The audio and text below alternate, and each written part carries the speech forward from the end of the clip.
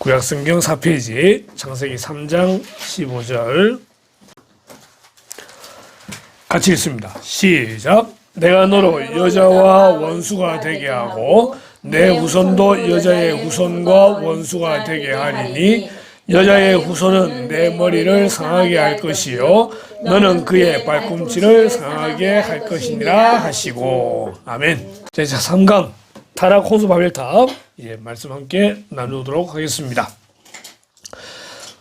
받은 자료에 보게 되면은 녹색 띠가 둘러져 있게 되는데, 우리가 공부해 나가는 가운데 예수님과 관계되어 있는 성경의 단어가 뭐가 있느냐 할 때 창세기 3장 15절에 여자의 후손을 오늘 이제 다루게 될 겁니다.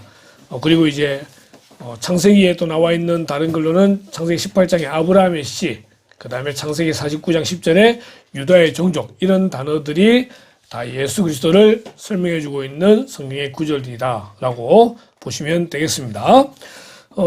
우리가 지난주에 천지창조에 대한 내용을 우리가 배우게 되었는데, 그 천지창조 가운데 이제 가장 중요한 하나가 뭐냐면은 사람의 창조입니다. 그죠? 그래서 그 내용에 대해서 오늘 우리 다시 한 번 더 배우도록 하겠습니다. 창세기 2장 17절 같이 읽습니다. 시작. 여호와 하나님이 땅의 흙으로 사람을 지으시고 생기를 그 코에 불어넣으시니 사람이 생명이 되니라. 아멘. 자, 흙에 노란색이 되어 있습니다. 왜 노란색이 되어져 있을까? 라고 할 때 이 흙을 히브리어로 쓰게 되면 이렇게 이제 됩니다. 아담이라는 말이 되죠. 아담. 그렇기 때문에 흙이라는 말이 아담이 되어지고 이 아담이 첫 번째 사람의 이름이 되더라는 것입니다. 다시요. 흙은 히브리어로 아담이라 그러는데, 그래서 첫 번째 사람을 흙으로 지으시고 난 다음에 이름을 아담이라고 지었다라고 말하는 것입니다. 그렇기 때문에 처음 사람을 아담이라고 부르는 것은 사람이 흙으로 지음받았음을 증명하는 것입니다. 자, 이 그림을 봅시다. 뭘 설명하는 걸까요? 사람 시체? 사람 시체가 아니고, 위에 보면 다 동물들이 있습니다. 동물이 있는데 다 동물들이 보면은 암수쌍으로 있습니다. 그런데 사람은 혼자 있더라는 거죠. 아담이 혼자 있습니다. 하나님이 보시니까 아담 혼자 있는 것이 외로워 보이시더라는 것이죠. 그래서 하나님이 돕는 배필을 만들어주시는데 그게 여자입니다. 창세기 2장에 보십시다. 여호와 하나님이 아담을 깊이 잠들게 하시니, 마치 통증과 의사가 되시죠. 그가 그 갈빗대 하나를 취하고 살로 대신 채우시고, 정형외과, 흉부외과 되시겠죠, 그죠? 갈빗대 하나를 취하시고 그를 살로 대신 채우셨습니다. 여호와 하나님이 아담에게서 취하신 그 갈빗대로 여자를 만드시고 그를 아담에게로 이끌어 오시니 아담이 이르되 이는 내 뼈 중에 뼈요 살 중에 살이라. 이것을 남자에게서 취하였은즉 여자라 부르리라 하니라. 그러니까 처음에 아담은 흙으로 만들었고요. 이 아담의 갈비뼈를 가지고 만든 게 여자입니다. 여자. 하와라는 이름이 아니라 처음에는 여자라고 불리우는 것이 그게 이제 이름이었습니다. 자, 갈비뼈를 보시게 되면은 우리 흔히 말하는 이제 갈빗대 이론이라는 것이 있는데, 이 여자를 굳이 갈비뼈로 만드신 이유가 뭐냐라고 할 때, 하나는 위치상의 문제고 하나는 이제 존재의 이유인데, 첫 번째 위치상으로는 뭐냐면은, 머리뼈로 만들었거나 발뼈로 만들었으면은, 예를 들어 여자를 남자의 머리뼈로 만들었다. 여자가 남자의 머리가 되고요.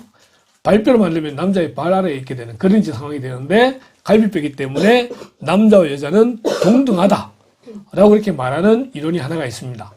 그 다음에 갈빗대를 보시게 되면은 이게 이제 갈빗대인데요.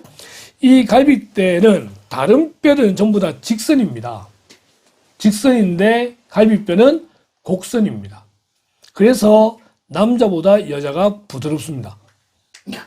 예.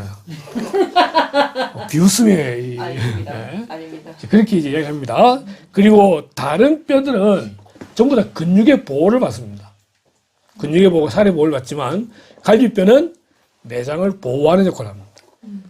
그래서 여자의 역할이 뭐냐면은 가정을 보호하는 역할입니다. 남자가 문제가 좀 있어도 가정이 여자가 버티고 있으면은 가정은 존재할 수 있어요. 근데 여자가 무너지면은 가정은 무너집니다. 그래서 굉장히 여자가 가정에서 중요한 역할이다라고 하는 것을 볼 수 있게 되는 거죠.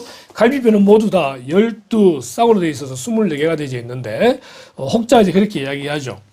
하나님께서 아담의 갈비뼈 하나를 빼서 만드셨기 때문에 남자는 그럼 갈비뼈 하나가 모자라지 않느냐 뭐 이런 이제 이야기가 있기도 하고 어떤 사람은 원래부터 하나가 더 있었다 뭐 이렇게 이야기하는 사람도 있기도 하고 뭐 여러 이론이 있긴 하는데 하나님께서 사람을 만드실 때부터 완벽하게 12쌍으로 만드셨고 아담은 갈비뼈 하나 빼서 만드셨지만 그 다음 태어나는 모든 사람들은 다 24개 갈비뼈를 가지고 있고 심지어 갈비뼈는요 다른 뼈들과 다르게 자라는 갈비뼈라고 합니다. 그래서 이것은 자라난다고 그렇게 또 이야기를 하더라고요. 어쨌든 하나님은 하와를 여자를 만드실 때에 갈비뼈로 만드셨다 이렇게 기록이 되어져 있습니다. 그 다음 볼 수 있는 것이 가정의 원리입니다. 가정의 원리. 여호와 하나님이 아담에게서 취하신 그 갈빗대로 여자를 만드시고 그를 아담에게로 이끌어 오셨다고 되어 있습니다. 결혼은요, 가정은요, 하나님께서 만들어 주시는 것입니다. 하나님께서 만드신 기관이 두 개가 있는데 하나가 가정, 하나가 교회입니다. 그 가정의 출발점이 바로 창세기 2장에 나타나 있는데 하나님께서 하와를, 여자를 아담에게 데려오심으로써 짝지어 주심으로 가정이 세워지게 되는 거죠. 그래서 가정은 믿음으로 세워지는 것이 정말 중요합니다. 믿음이 없이, 신앙 없이 가정이 이루어지게 되면은 많은 문제를 가지게 됩니다. 때로는 그런 경우가 있죠. 여자가 교회를 다닙니다. 남자 교회 다니지 않습니다. 근데 좋아한다고 합니다. 그래서 나중에 이제 결혼하면은 교회 오겠지 약속을 받고 결혼을 합니다. 절대 교회 오지 않습니다. 언제는 교회 올 수 있을지 모르겠지만 그 동안에 얼마나 힘든지 모릅니다.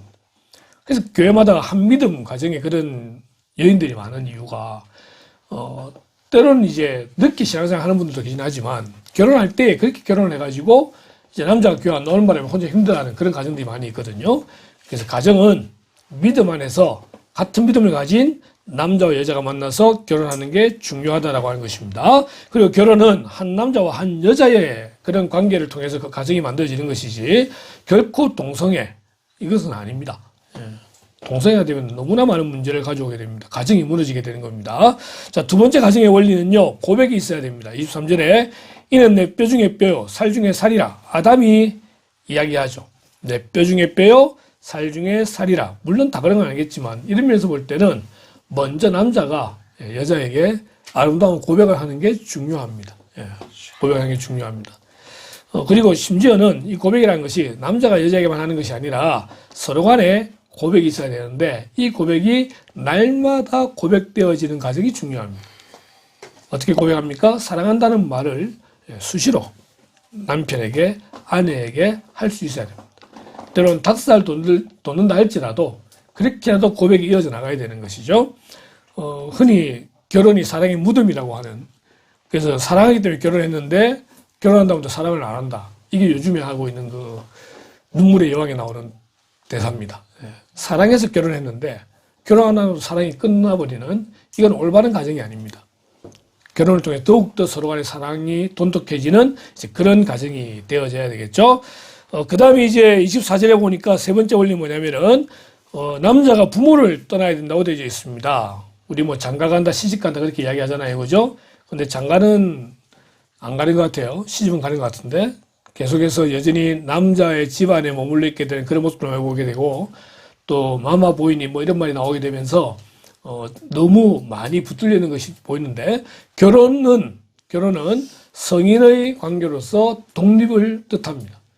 남자에게서 여자에게서 각각 독립해서 나와가지고 한 가정을 이루게 되는 것이, 그것이 이제 결혼의 원리라고 하는 것입니다. 부모 의존이 되어서는 안 됩니다.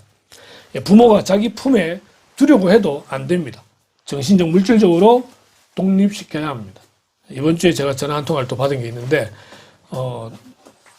너무 힘든 그런 한 집안의 이야기를 듣게 되어가지고 가슴이 아파요.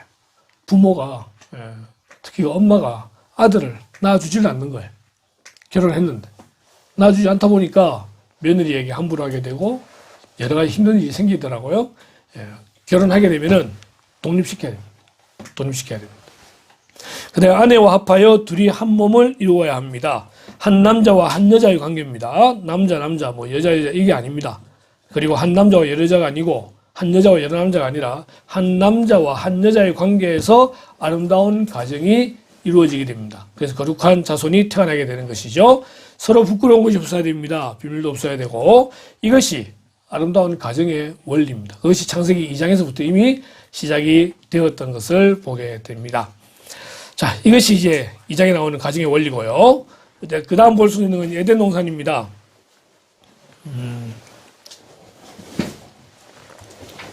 2장 8절에 보니까 여호와 하나님이 동방의 에덴의 동산을 창설하셨고 거기에 사람을 두셨다고 되어 있습니다. 이 에덴, 우리 에덴 동산 이야기 많이 됐잖아요, 그죠? TV에 보면은 뭐 에덴의 동쪽 이렇게 얘기도 나오기도 하고 에덴은 처음 사람이 살았던 낙원입니다. 그런데 그 에덴이 어디 있는가를 이제 찾으려고 하니까 많은 사람들이 이제 여기에 기초하게 되죠. 강이 에덴에서 흘러나와서 동산을 적시고 거기서부터 갈라져 네 근원이 되었으니 첫째 이름은 비손, 하일라 온 땅을 둘렀고 둘째 강은 기혼, 구스 온 땅을 둘렀고 셋째 강의 이름은 히데겔, 아수르 동쪽에 흘렀고 넷째 강은 유브라데. 이렇게 이제 쭉 나오잖아요. 그래서 이제 고고학자들이 찾아서 내린 결론이 여기입니다. 지금의 사우디, 이라크 그 밑에 있는 여기가 이제 지금의 에덴 동산이라고 그렇게 이제 추정을 합니다. 그리고 저 위에 저기 아라산이 있었다고 말을 하게 되는데 중요한 건 뭐냐면은 지금 창세기 2장을 다루고 있는데 6장, 7장, 8장은 노아 홍수가 나옵니다. 이 홍수를 통해서 완전히 전 지구가 다 디비집니다. 다 디비지기 때문에 이 강이 지금은 이제 여기가 유브라데 강, 티그리스, 이 히데겔인데 이런 강의 이름을 붙이고 있지만 사실은 이 당시에 노아의 후손들이 기억하고 있던 그 강의 이름을 붙인 거지 실제 이 강이 유브라데 강이나 티그리스 강은 아니다. 이렇게 이제 말을 하게 됩니다. 그래서 어쩌면 노아 홍수 이후로 에덴 동산은 완전히 사라지기도 했고 장소가 어딘지 아무도 모르지만 에덴 동산이 있었다는 것과 그렇기 때문에 지금의 에덴 동산을 추정한 것은 크게 의미가 없다라고 이제 보는 것입니다. 중요한 건 이제 노아 홍수 이후에 아라랏산이 중요하게 되죠. 오늘 다음 주에 이제 다루게 될 거고 어쨌든 저렇게 이야기를 합니다. 굳이 중요한 건 아니다. 에덴 동산은 분명히 존재했다. 이렇게 보시면 되겠습니다. 자, 우리가 아담과 하와에 대한 이야기를 나누면서 다룰 수 있는 건 과연 인류는 진화했느냐, 창조되었느냐 라는 문제를 다룰 때에 우리 이 그림을 사용할 수 있습니다. 이 그림은 종의 기원과 연관해가지고 사람이 진화되었다는 것을 보여주는 그러한 사람의 성장과 뇌의 모습입니다. 오스트랄로피테쿠스, 호모 하빌리스, 호모 에렉투스, 호모 사피엔스 뭐 이런 식으로 쭉 등장하게 되는데 사람이 점점점 진화되어져 가면서 뇌도 점점점 커지고 있다라고 그렇게 이야기하게 되는 거죠. 그래서 처음에 사람은 거의 뭐 동물과도 같은 수준이었는데 진화되어 가지고 지금 같은 사람이 되었다라고 그렇게 말을 합니다. 그러면은 처음에 사람은요 뇌도 굉장히 작았고 아는 것도 적었다 이렇게 말할 수 있는 거잖아요. 자, 성경 뭐라 말합니까? 창세기 2장에 보니까 여호와 하나님이 흙으로 각종 들짐승과 공중의 각종 새를 지으시고 아담이 무엇이라고 부르나 보시려고 그것들을 그에게 이끌어 가시니 아담이 각 생물을 부르는 것이 곧 그 이름이 되었더라. 모든 들짐승들과 새들을 다 아담에게 데려갔는데 아담이 그 이름들을 다 지었다는 거예요. 20절에 아담이 모든 가축과 공중의 새와 들의 모든 짐승에게 이름을 주니라. 이름을 준다는 건 얼마 전에 이제 은석이가 전화가 왔습니다. 은석이 전화 와가지고 아빠 그 누나랑 자기랑 은교 이름 어떻게 지었니? 그래서 아빠가 다 지었는데 라고 하니까 혹시 그거 짓는다고 할머니나 할아버지에 물어보지 않았죠? 그래요. 안 물어봤는데 이렇게 얘기했어요. 결국 이제 자기 딸 이름을 짓는데 이제 내한테 물어볼 거지 말 건지를 이제 물어보는 거잖아요. 그래서 이야기하기를 그 아빠가 안 지어줘도 된다. 너희들이 지으면 된다. 그리고 혹시나 또 소원할 수도 있으니까 세연이 아버지에게 물어봐서 이름을 짓는 것도 괜찮다. 라고 이제 전화를 끊고 난 다음에 그래도 아빠한테 물어봐. 아빠가 얘기해줄게. 이렇게 이제 얘기해야 되는데. 이름을 지어준다는 건 뭐냐면은 내 새끼란 이야기예요. 내 새끼이기 때문에 이름을 지어주는 거예요.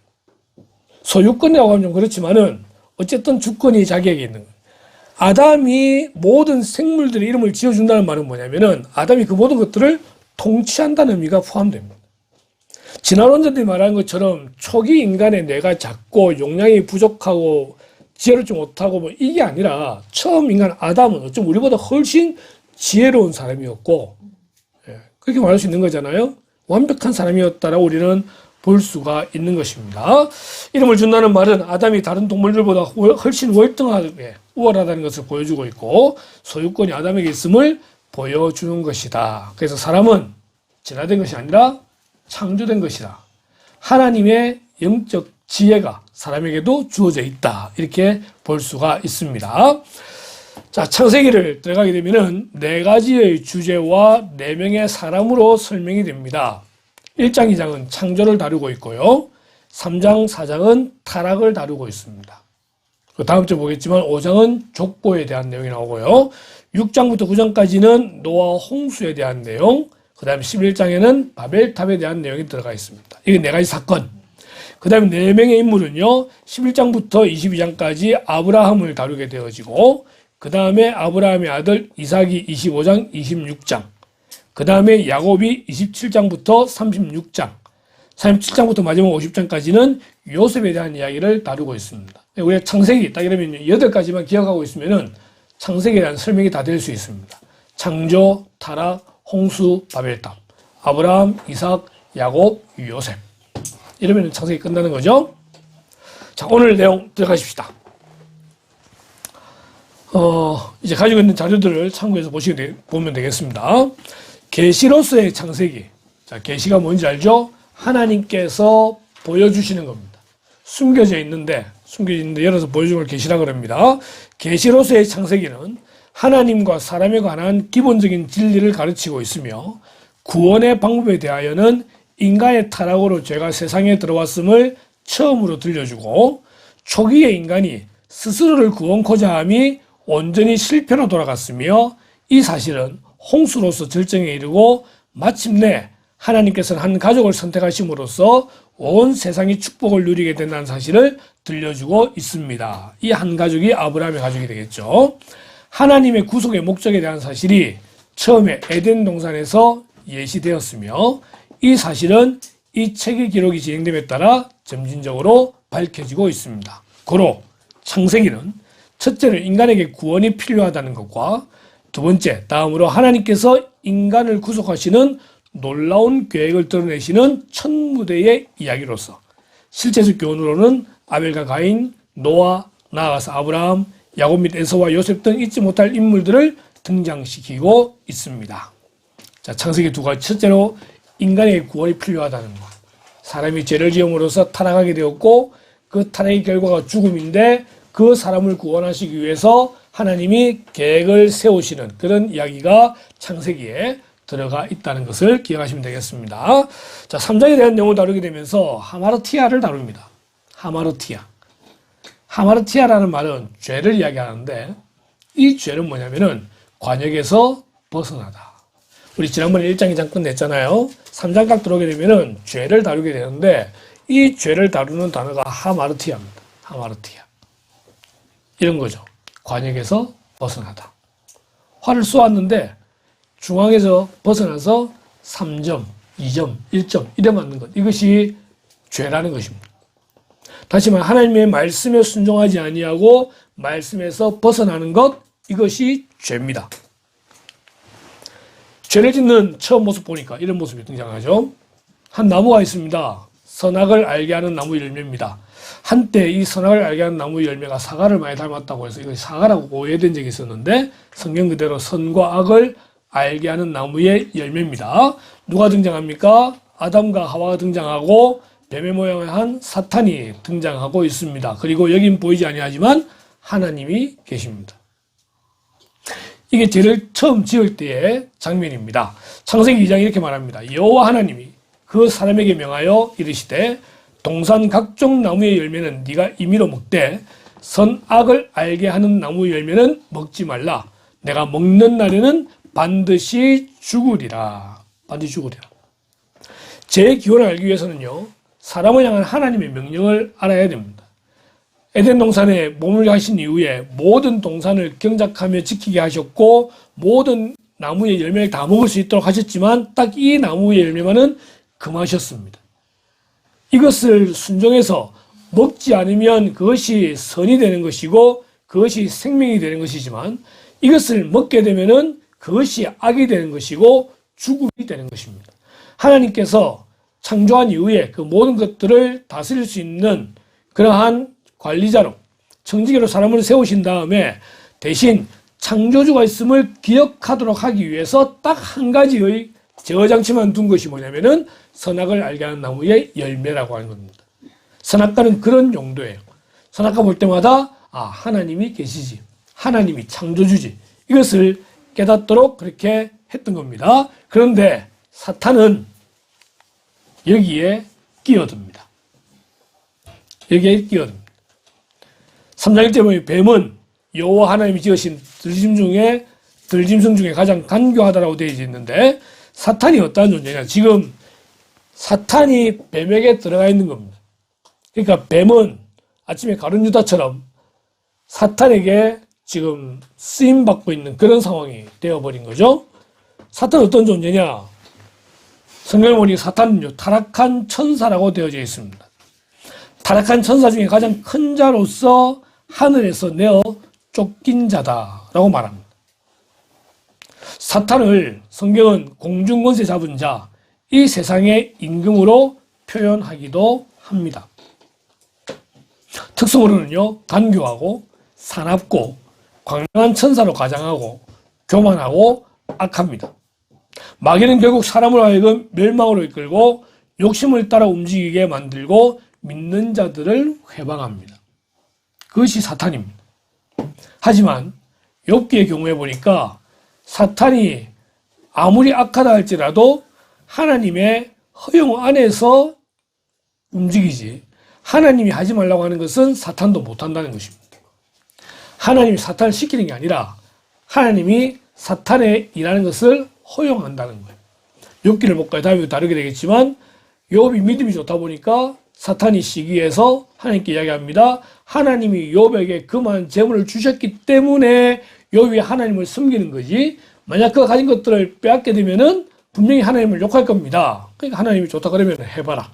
대신 그의 몸에는 손대지 마라. 이게 하나님의 허용과 제한이에요. 1차 시험 이겼습니다. 다시 사탄이 말하죠. 그 몸을 치면은 분명히 하나님 욕할 겁니다. 하나님 좋다. 그 몸을 쳐라. 대신 그의 생명은 상하지 마라. 하나님의 허용입니다. 거기에 대해서 시험이 주어질 때에 승리하고 안 하고는 욥의 문제죠. 욥의 문제죠. 사탄은 시험하는 자입니다. 나중에 예수님까지도 시험을 하게 되고요. 그렇게 하잖아요. 그죠? 사탄은 이런 자입니다.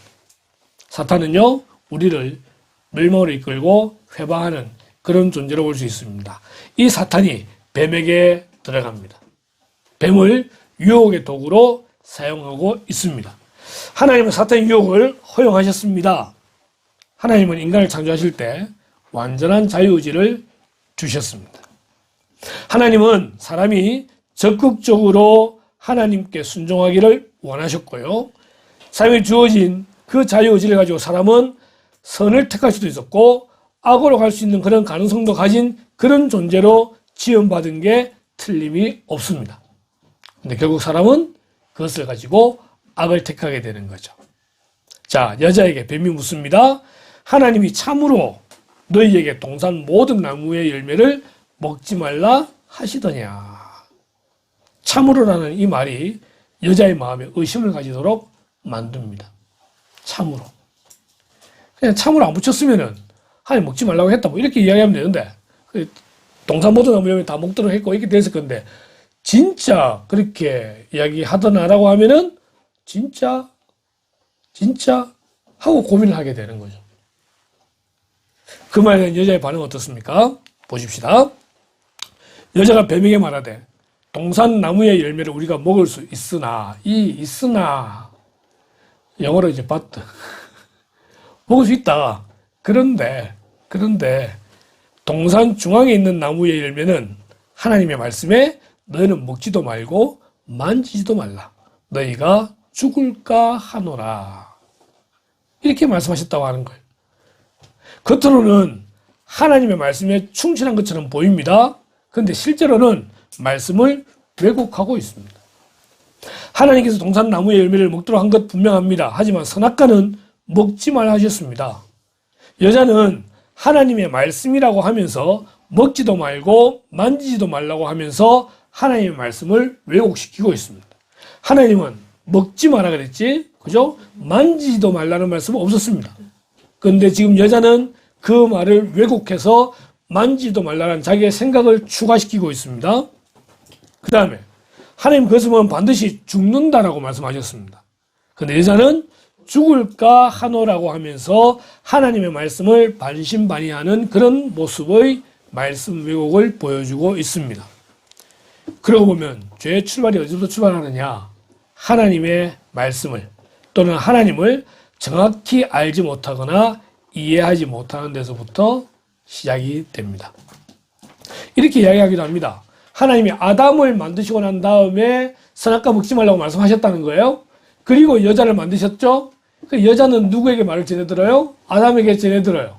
근데 아담이 정확하게 그 말을 잘 전달 못했던 모양인가 보죠. 그러니까 하와가 긴가민가 하는 상황에서 사탄에 딱 유혹을 받으니까, 또 사탄은 그걸 알고 여자를 유혹하니까 여자는 이 말씀에 대한 왜곡으로 인해 가지고 결국은 죄를 짓게 되었다는 것입니다. 말씀에 펑크가 생기면은요, 사탄은 그것을 공략합니다. 그래서 이렇게 말하죠.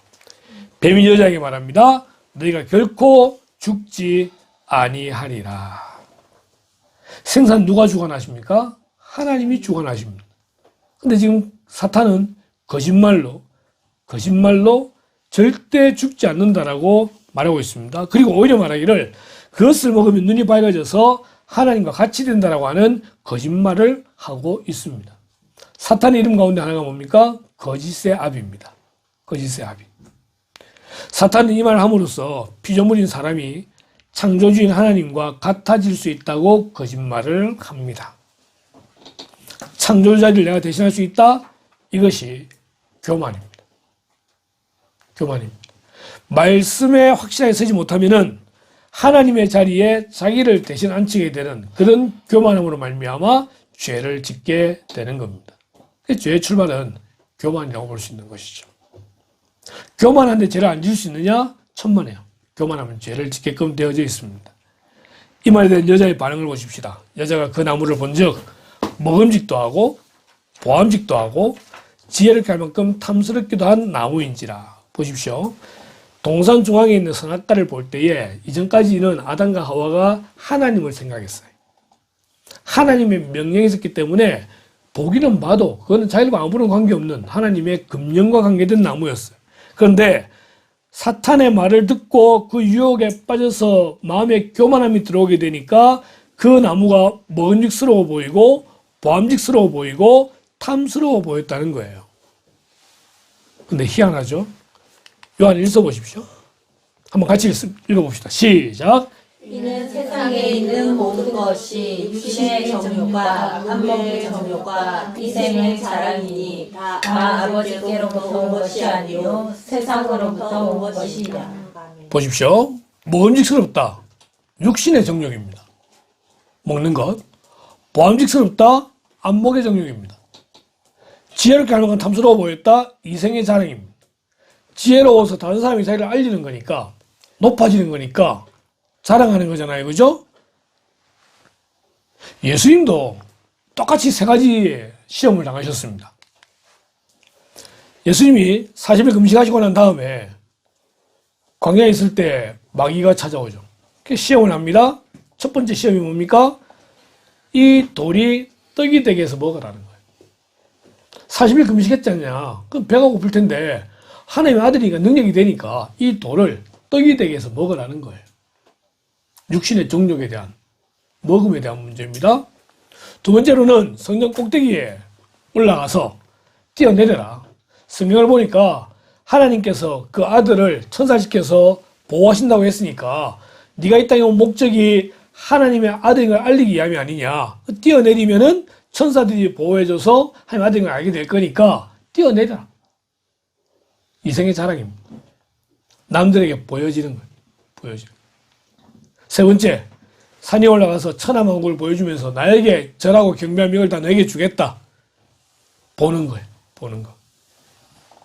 우리는 이런 시험들처럼 우리도 이 세상 살아갈 때에 크게 세 가지의 시험을 당합니다. 육신의 정욕, 그 다음에 안목의 정욕, 이생의 자랑. 우리 교만한 마음에 들어오게 될 때 이 세 가지에 빠지게 되어져 있습니다. 그럼 이 세 가지 시험을 예수님도 당하셨는데 우리도 당할 수밖에 없어요. 그런데 아담과 하와는 실패했다는 거죠. 우리는 승리할 수 있어요. 왜요? 예수님께서 승리하셨기 때문에.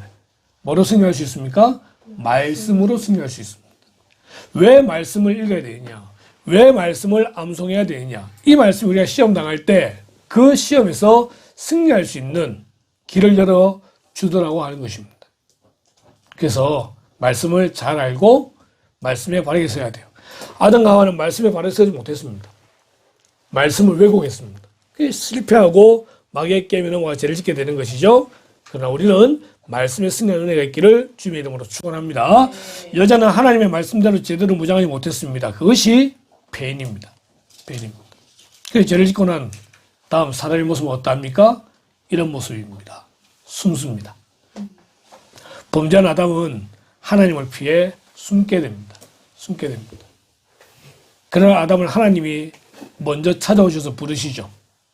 아담아, 내가 어디에 있느냐? 여호와 하나님이 아담을 부르시며 그에게 이르시되 네가 어디에 있느냐? 네가 어디에 있느냐? 그에 대한 아담의 답, 내가 동산에서 하나님의 소리를 듣고 내가 벗었으므로 두려워하여 숨었나이다. 숨었나이다. 여러분, 당당한 사람이 숨습니까? 죄를 지은 사람이 숨습니까? 죄를 지은 사람이 숨습니다. 그죠? 은교나 은성이나 뭔가 집에 잘못한 게 있으면 아빠가 들어왔다. 그러면 숨어 있을까요? 당당히 나와 있을까요? 숨어 있습니다. 숨어 있는 거 보고 부모님 이야기하죠. 또 니 뭐 잘못했는데. 그죠? 아담은 죄를 짓고 숨었습니다. 숨었습니다. 그러니까 숨은 아담을 향해 다시 또 물으시죠. 누가 너의 벗었음을 내게 알렸느냐? 내가 너에게 먹지 말라 명한 그 나무 열매는 네가 먹었느냐? 아담이 다시 말합니다. 하나님이 주셔서 나와 함께 있게 하신 여자 그가 그 나무 열매를 내게 주었으므로 내가 먹었습니다. 하나님이 또 묻습니다. 여호와 하나님이 여자에게 이르시되 네가 어찌하여 이렇게 하였느냐? 여자가 이르되 뱀이 나를 깨므로 내가 먹었나이다. 자, 이 그림 한번 볼까요? 베델 성소에서 나온 그림인데 이 그림의 제목은 조화입니다. 조화. 어떤 조화죠? 음표가 있잖아요. 아침에 여러분 기타 보셨잖아요. 소리가 어때요? 엉망이에요. 이건 부조화예요. 모든 게 다 제대로 맞을 때에 굉장히 조화롭게 되는 거잖아요. 그래서 음표는 조화를 뜻합니다. 조화를 뜻하는데 하나님과 사람 간의 조화가 없습니다. 이 손이 그렇잖아요. 손이 하나님이 사람을 향해 내민 이 손이 조화로운 손입니다. 그 다음에 이 사람과 사람의 관계가 조화로운 관계입니다. 조화로운 관계. 그리고 모든 만물과 사람의 관계가 조화롭습니다. 이게 처음에 창조됐을 때 모습이에요. 그런데 사람이 죄를 지음으로써 이 관계가 깨져버립니다. 음표가 깨어지죠? 관계가 깨어지죠? 하나님이 손을 여전히 내밀고 있는데 그 손에 광채가 나고 있습니다. 그런 가운데 사람은 등을 돌리고 그 손을 멀리하고 있습니다.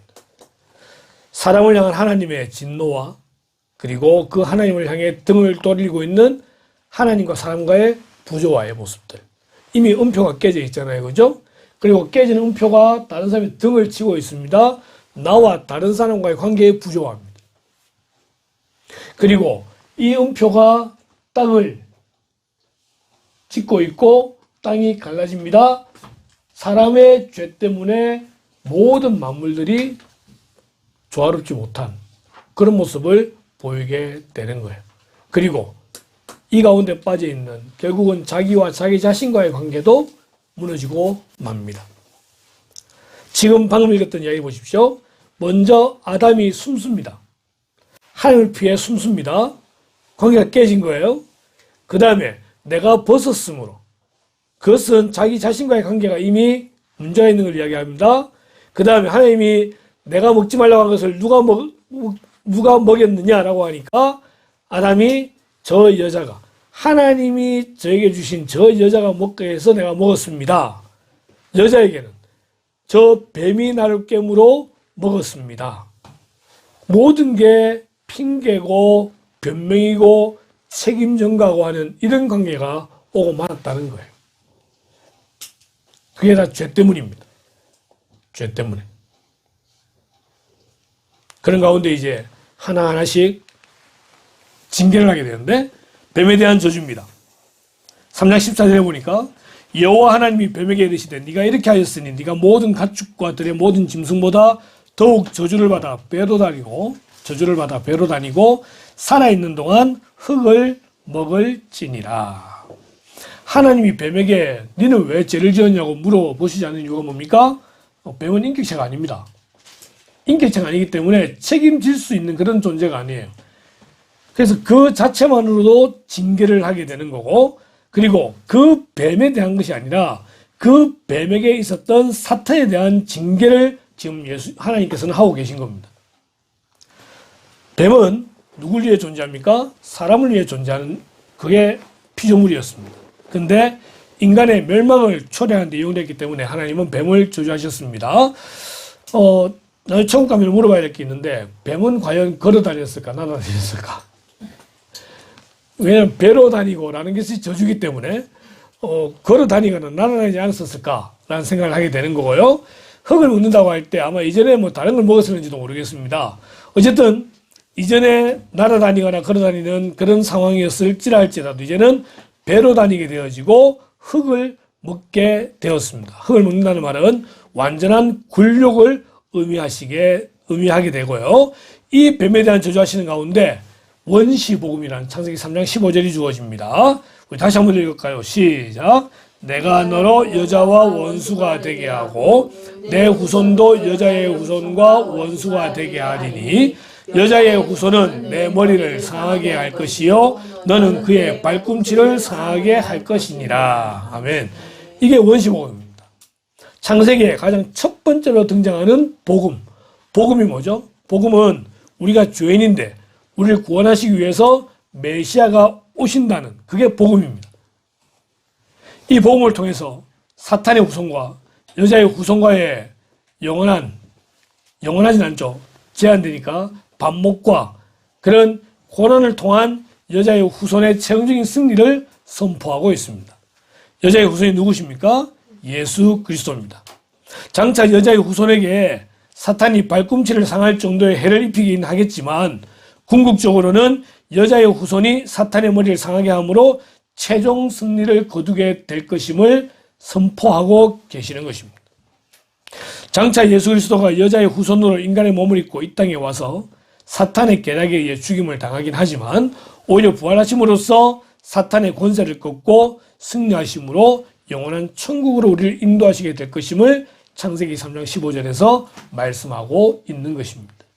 이것이 뱀에게 대한 징계를 하시면서 사람들에게 복음을 전해주시는 그런 모습으로 설명할 수 있습니다. 그래서 창세기 가장 중요한 구절 중에 하나가 어쩌면 성경 전체 중에 가장 중요한 구절 중에 하나가 창세기 3장 15절이라고 보시면 되겠습니다. 뱀을 넘은 여자에게 주어진 형벌이 있습니다.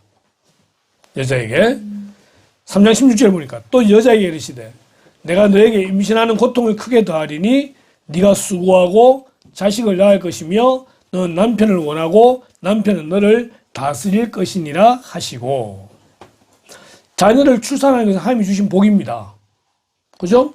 그래서 아마도 처음에는 해산할 때 고통이 없어질 겁니다. 그런데 이 죄로 말미암아서 여자에게 주어진 형벌이 출산의 고통과 수고가 수반되는 거라는 겁니다. 해산의 고통은요, 산부의 목숨을 앗아갈 만큼 두려운 겁니다. 그 두려운 속에서 태어난 아이들이 이 아이들 아닙니까? 그죠? 예.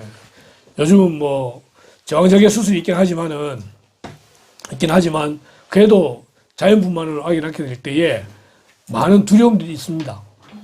예. 그 출발점이 여기부터 시작됩니다. 이런 고통이 죄의 결과라는 것을 깨달음으로써 죄를 멀리하는 삶을 살도록 우리는 교훈을 받습니다. 이런 고통이 죄의 결과다라고 할 때에 우리는 정말 처음에 죄를 안 지었으면 괜찮았을 텐데라는 생각을 하긴 하지만 또한 그리고 그렇게 아기를 낳은 다음에 그 다음에 태어난 아이를 통해서 우리는 또 위로를 받게 되는 그 내용이 조금 더 다시 또 설명이 되겠습니다. 자, 두 번째로는 남편을 원하고 이전에는 사모하고로 되어 있었습니다. 다르게 표현하면 남자에게 목을 맨다 이렇게 이제 볼 수도 있는데 남편에게 인류 역사를 볼 때 여자가 남자에게 종속된 경우가 많고 남자를 기다리는 존재로 전락한 신뢰가 많은 것은 여자가 먼저 죄를 조장한 데 따른 형벌의 결과로 볼 수가 있습니다. 그러니까 뭐 남녀 평등 이야기하고 뭐 하지만 옛날에 어떤 경우들 보게 되면은 지금도 그런 경우가 많이 있지만은 여자는 남편에게 뭐 남편을 바라보는 그런 존재로 되어지는 경우들을 많이 보게 된다는 거예요. 그것이 결국 이 죄의 결과다 보시면 되고요. 그다음 남편은 너를 다스릴 것이니라. 남편을 원하고를 넘어서서 남자가 여자를 지속적으로 다스리게 될 것을 의미하고 있다는 것입니다. 하나님의 창조 원리는 남자 여자를 구속하는 것이 아니에요. 지배하는 것도 아니에요. 분명히 남자 여자는 동등한 관계예요. 그런데 이 죄로 말미암아 먼저 여자가 죄를 지음으로써 결국은 올바른 건 아니지만 남자가 여자를 다스리게 되는 이런 경우가 오게 되었다는 것입니다. 이게 올바른 게 아니에요. 죄의 결과가 그렇다는 거예요. 그래서 우리는 이런 모습을 보게 될 때에 다시 가정의 회복을 위해서 남편은 좀 더 아내를 배려하고 또 아내는 남편을 사랑하고 에베소 5장에 나오는 그런 원리대로 돌아가야 된다라고 말할 수 있는 것입니다. 죄의 결과는 이렇다는 것을 보시면 되겠습니다. 아담에게는 이런 형벌이 주어집니다. 네가 네 아내의 말을 듣고 내가 너에게 먹지 말라 한 나무의 열매를 먹었은즉 땅은 너로 말미암아 저주를 받고 너는 내 평생에 수고하여야 그 소산을 먹으리라. 하나님이 아담을 창조하시고 모든 것을 다스리는 청지직분을 맡기셨습니다. 그런데 아담이 범죄했기 때문에 모든 피조물에도 저주가 임하게 되는 겁니다. 땅이 아담으로 말미암아 저주를 받음으로써 기근, 홍수, 지진 등의 재해가 나타나게 되고요. 또한 지금 있게 되는 모든 이상 기후 같은 경우들에 생기는 문제들도 사실은 출발점이 어디냐? 아담이다라고 보게 되는 겁니다. 지금 우리가 잘못해서 이런 기후들의 문제가 오긴 했지만 출발점은 창세기 3장에 아담으로부터 출발하는 걸로 우리가 보면 됩니다. 그렇기 때문에 이런 이상 기후들을 보고 자연재해들을 보면서 우리는 회개하는 성도가 되어야 됩니다. 아담 역시 뱀과 같이 평생에 살아있는 모든 날 동안 단 한순간도 빠짐없이 수고하여야 소산을 먹게 되었습니다. 여자에게 해산의 고통과 수고가 있다면 아담에게는 일생 노동의 고통과 수고가 있다는 것입니다. 원래 수고하는 것은요, 형벌이 아닙니다. 여러분, 예배라는 개념이 있잖아요. 그죠? 여자라는 말 뜻에 뭐가 있냐면은, 여자는 있는 그 자체로 예배가 됩니다.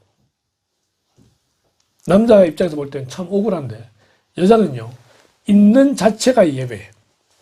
남자는 일하는 존재로 지원받았어요. 일하는 게 예배예요. 남자는. 자, 그런데 그런 일이 그냥 예배 일이 아니라 노동으로서의 일이 되어버리고 말한 거예요. 그래서 이제 하나님께 받은 그 징계로 인해서 사람은 일을 해야 되는데 이제 그런 말을 많이 하죠. 목회도 사역이라 그러잖아요. 목회 사역인데 우리는 목회가 생존이에요. 예. 생존의 목회자가 있어가지고 아랫게 우리 시찰에 몇 분 목사님들 모여서 같이 식사 마친 다음에 차를 마셨는데 그분들 목사님들 중에 보면은 지금 쿠팡 가는 목사님이 계세요. 쿠팡 가셔가지고 이제 쿠팡 차로 하는 건 아니고 집 배송하는 그 집하차 하는 거죠. 그거 이제 하는 목사님이 계시고 또 다른 목사님이 나도 그것 좀 하자 이렇게 이제 목사님 말씀하시고 지금은 목사들이 물론 교회가 생계를 책임질 수 없는 그런 작은 규모이기 때문에 그렇기도 하지만은 이제는 생존을 위해서 목사 일을 해야 되는 그런 상황이 오게 되었거든요. 아담의 경우도 생존을 위해서 이제 살아가야 되는 거예요. 그냥 일하는 자체가 예배가 아니라 생존을 위한 노동이 되게 된 거예요. 그러면서 이렇게 보십시다. 땅이 내게 가시덤불과 엉겅퀴를 낼 것이라 네가 먹을 것은 밭의 채소인즉 네가 흙으로 돌아갈 때까지 얼굴에 땀을 흘려야 먹을 것을 먹으리니 네가 그것에서 취함을 입었음이라 너는 흙이니 흙으로 돌아갈 것이니라. 두 가지가 나오는데 첫 번째, 열심히 수고하고 노력했을 때에 결과물이 있어야 되잖아요. 근데 땅이 가시덤불, 엉겅퀴를 냅니다. 그러면은 열매가 있을까요? 없을까요? 열매가 없어요. 사람의 죄 때문에 피조물이 저주받음으로써 인간의 노동이 힘들게 되는 그런 결과들을 가져오게 되는 겁니다. 여기 보면 또 얼굴에 땀을 흘려야 먹는다고 되어 있는데 여기 원문대로 하게 되면은 내 코끝에 땀과 함께입니다. 힘겨운 노동으로 거칠게 숨을 내쉬면서 땀을 흘리는 모습. 사람은요 자기 얼굴에 책임을 져야 된다고 말하잖아요. 그런데 예배로 일을 하게 될 경우에는 그의 얼굴은 천사와 같은 얼굴이겠지만 노동으로 코끝에 땀과 함께 솟아 먹기 위해서 나중에 결국 얼굴이 어떻게 될까요? 그 얼굴은 처음의 얼굴이 될 수가 없습니다. 힘들고 지쳐있고 이것이 죄에 대한 형벌입니다. 그런데 그렇게 죄에 대한 형벌을 가지고 평생토록 산다? 하나님은 그렇게 만들지 않으시고 오히려 죽음을 복으로 만드셔서 흙으로 돌아가도록 만드시는 거죠. 오늘 아침에 이야기했던 우리 같은 동기 형님 목사님 돌아가셨는데 대장암으로 고생하셨고 또 목회를 힘들게 하셨고 그렇게 이제 하시는 가운데에 이제 올해 70입니다. 돌아가셨어요. 지난 주간에는 부정교회 동기 아버님 장로님이 또 돌아가셔가지고 장례식을 했었고요. 또 그 전주에 지난주에는 부정교회 원로장님 돌아가셔서 장례식을 또 진행했었습니다. 죽는 것이 우리에게는 참 안타깝기도 하고 헤어지기 싫어요. 그런데 영원토록 고통 가운데 고난 가운데 있는 것보다 적당한 때에 하나님께 부르심을 받아 올라가서 천국 백성 되는 것이 우리에게는 그것이 축복이기 때문에 하나님께서는 죽음을 축복으로 바꾸어 주셨습니다. 인간 죄를 지음으로써 원래의 자리인 흙으로 돌아가야만 합니다. 만약 죽음이 없었다고 한다면은 우린 영원한 고통, 영원한 형벌을 받게 되는 것이기에 오히려 죽음이 복이다. 또한 우리는 그러한 죽음을 통한 천국을 소망할 수가 있게 되는 것입니다. 그렇게 해서 이제 아담과 하와가 쫓겨나게 되는데 쫓겨나기 전에 아담이 그의 아내의 이름을 하와라 불렀으니 그는 모든 산자의 어미가 됨이더라. 여기서 이제 이름 하와가 등장합니다.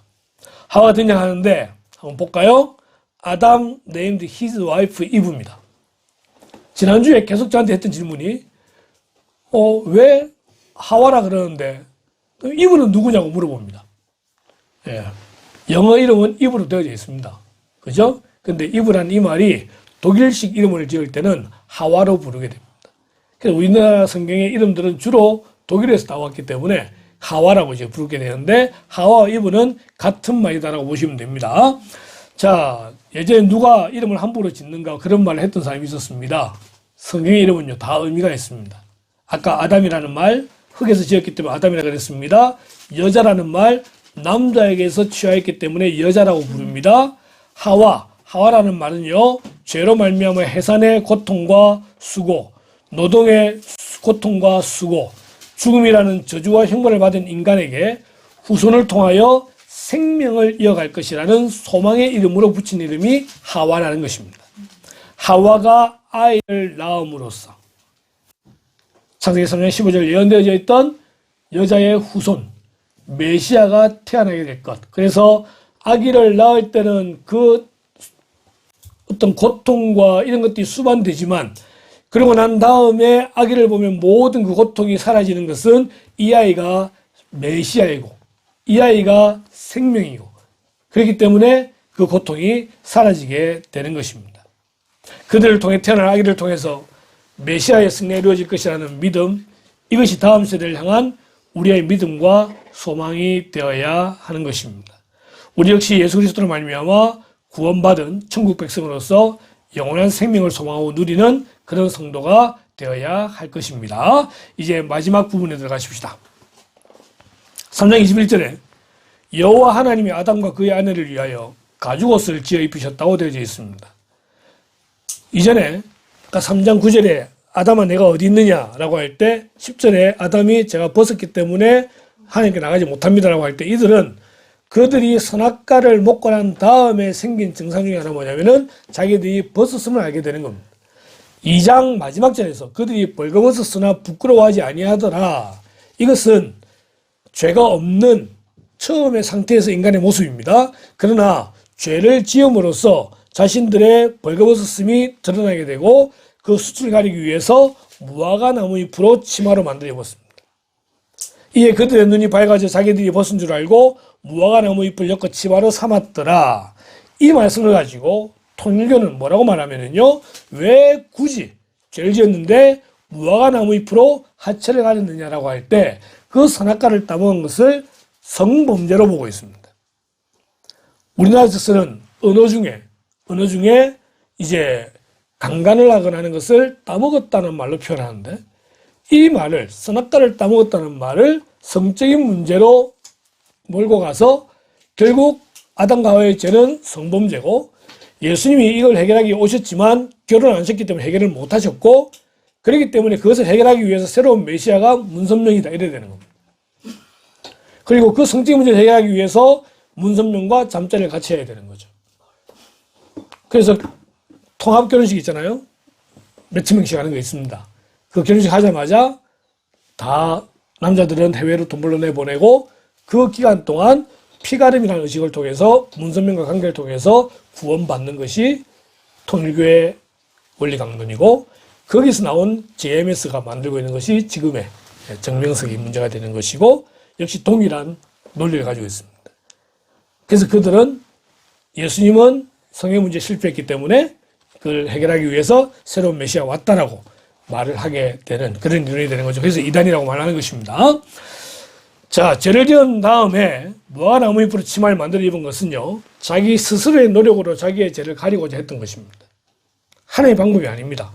그건 완전하지도 않았고 말라 비틀어지기 때문에 계속 갈아입어야 되는 자기의 수치를 가지지도 못하는 그런 모습을 보여주고 있지만 이것이 이렇게 표현해요. 사람은 범죄 이후 스스로 구원하기 위해서 때로는 선을 행하기도 하고 때로는 종교에 심취하기도 하고 자기 마음대로 무엇인가 하려고 하지만 거기에는 구원이 없습니다.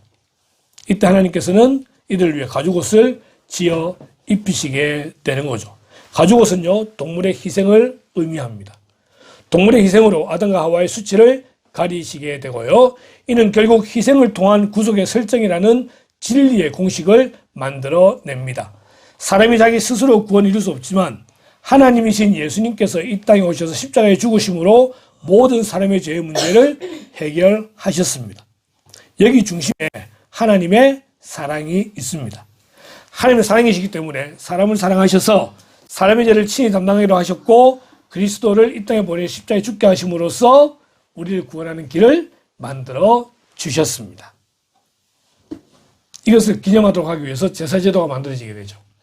짐승의 죽음으로 가죽옷을 만들고 그것을 사람의 부끄러움을 가림으로 그 죄의 문제가 해결되도록 했던 것처럼 이제 또한 짐승을 죽여서 제사를 드림으로 장차 메시아가 오실 것이라고 하는 믿음을 가지고 있을 때 그 믿음이 그들을 구원하게 되는 겁니다. 아브라함이 믿음의 조상이라 그럽니다. 구원받았습니다. 메시아 한참 후에 오시게 됩니다. 그래도 그가 구원받을 수 있었던 것은 장차 올 메시아를 믿는 믿음이 있었기 때문에 구원받았던 거지 아브라함이 의로 구원받은 게 아니에요. 그 믿음이 뭐냐? 하나님께 제사를 드리면서 장차 올 메시아 이렇게 희생을 할 것을 기념하고 기억하고 그러기에 이 가죽옷은 예수님의 모형입니다. 대학 다닐 때 한 번은 저희 과 학회장 집에 잠시 자취방에 내가 자고 있는데 어떤 신학과의 학회장이 와가지고 둘이 이야기를 하고 있는 거예요. 이야기하는데 무슨 이야기 하냐면은 하나님은 사랑이신데 그리고 하나님은 동물도 지으시고 사람도 다 지으셨는데 왜 굳이 가죽옷을 제 입힌다고 하면서 동물을 죽이셨겠냐고. 동물 죽인 거 아니라는 거예요. 동물을 죽인 게 아니라 뭐 다른 걸로 가죽옷을 만들었대. 나중에 보니 거기가 신천지예요. 여러분, 동물도 모든 피조물들은 사람을 위한 거예요. 사람을 위한 거예요. 아까 이야기했지만. 그래서 그 동물의 죽음으로써, 양의 죽음으로써 가죽옷을 제입했던 것처럼 장차 메시아가 와서 죽음으로 사람의 수치를 가리게 되는 것. 그것이 동물이 아니라고 말하고 희생이 아니라고 말하는 것은 이단입니다. 이단입니다. 하나님이 창조하신 모든 피조물들은요, 사람의 유익을 위해 존재하고 희생을 통한 구속을 보여주시기 위해서 하나님은 가죽옷을 만들어 아담과 하와에게 지어 입히셨던 겁니다. 오늘 이 모든 내용을 그림으로 표현하면 이렇게 됩니다. 하나님 세상을 창조하셨습니다. 남자 여자를 창조하셨죠? 그리고 하와가 여자가 뱀의 유혹에 넘어가서 선악과를 먹고 아담에게도 줍니다. 그런 다음에 이들은 자기의 벗음을 알고 무화과 나무 잎으로 치마를 입었지만 결국 하나님께서는 그들의 가죽옷을 지어 입히시고 에덴 동산에서 쫓아내시게 되는 거죠. 이게 창세기 3장에 나오는 죄에 대한 내용. 어떻게 죄가 시작되었느냐? 어떻게 하나님이 사람을 구원하실 계획을 세우셨느냐? 라고 하는 내용을 설명해 주는 것입니다. 질문.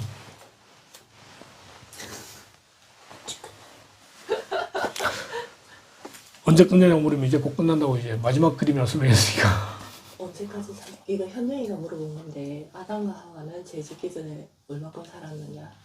언제 죄를 지었는지는 모르겠지만 그 나이에 대해서는 분명히 설명되지 않고 나중에 아담이 죽기를 930세에 죽으니까 그 기간이 몇 년인지는 알 수 없어요.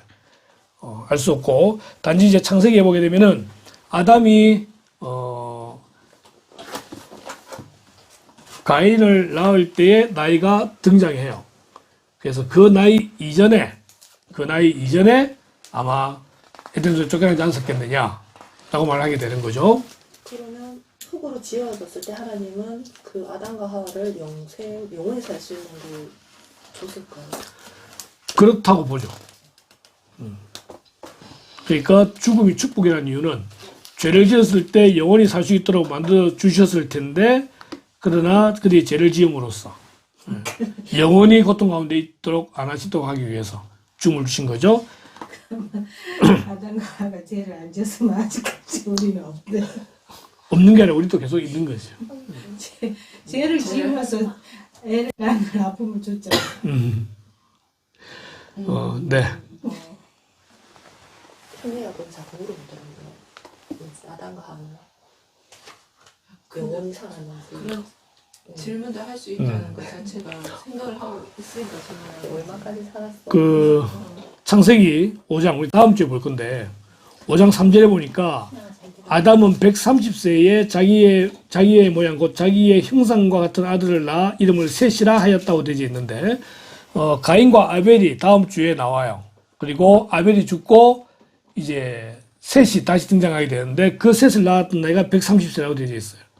그러니까 가인 낳았을 때 나이는 얼마인지 모르지만 어쨌든 이 이전에 에덴에서 쫓겨나게 되고 그 다음에 가인을 낳고 아벨을 낳고 셋을 낳고 그렇게 살다가 이제 사절에 보니까 아담은 셋을 낳은 후 800년을 지내며 자녀들을 낳았으며 그는 930세를 살고 죽었더라.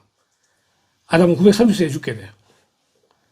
하와는 몇 살 때 죽었는지 모르겠지만 왜냐하면 성경은 모든 사람들의 인생을 기록한 책이 아니라 구속과 관계된 기록만 되어져 있기 때문에 굳이 다른 사람들의 기록을 남길 필요는 없게 되는 거죠. 이렇게 이제 죽었다는 것과 성경에 죽지 않고 살아서 천국 가서 딱 두 사람밖에 없으니까 그건 다음 주에 이야기 다시 나누도록 하겠습니다. 기도하겠습니다. 하나님 창세기 3장을 통하여서 인간의 타락하는 모습을 보게 됩니다.